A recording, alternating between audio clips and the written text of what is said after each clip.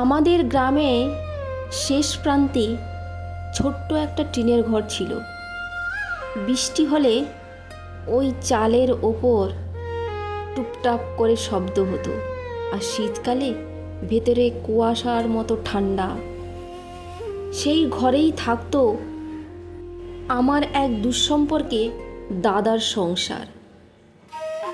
আমার ওই দুঃসম্পর্কে দাদা ছিল দিনমজুর। কাজ করলে খেতে পায়, না করলে চুপচাপ বসে থাকে। চোখে তার ক্লান্তি, কিন্তু মুখে কোনো অভিযোগ নেই। তার স্ত্রী মানে আমার দুঃসম্পর্কে বৌদি হন, তিনি সারাদিন সংসারে কাজকর্ম করে। পাশের বাড়িতে কখনো কখনো বাসন মাজে, কখনো জামা কাপড়ও কেচে দেয়। সন্ধ্যায় চুলায় ভাত বসানোর সময় সে হিসাব করে আজ একটু কম খেলেই কালটা চলে যাবে। নিজের হাতে সে সবসময় কম চাল নেয়, যেন বাচ্চারা একটু বেশি পায়। তাদের আবার দুই সন্তান, একটি ছেলে ও একটি মেয়ে।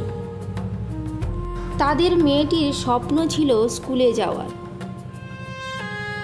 খাতার সাদা পাতায় রঙিন অক্ষর লেখার, কিন্তু বাবার হাতে যখন কাজ থাকে না,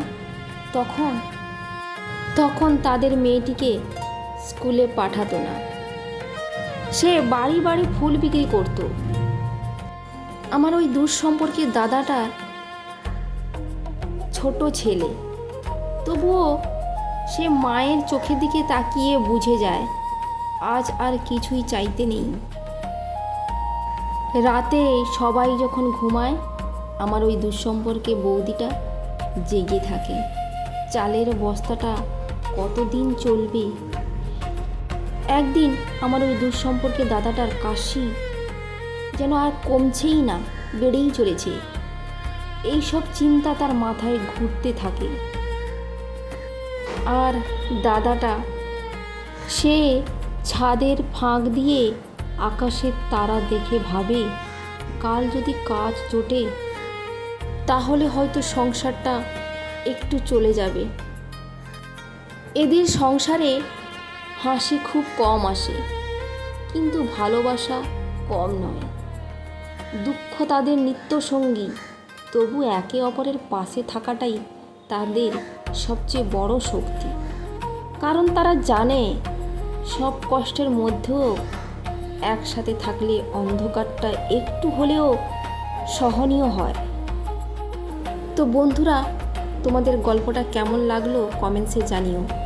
এরকম অনেকের পরিবার আছে যাদের জীবন এরকমইভাবে কাটে, দিন আনে দিন খায়।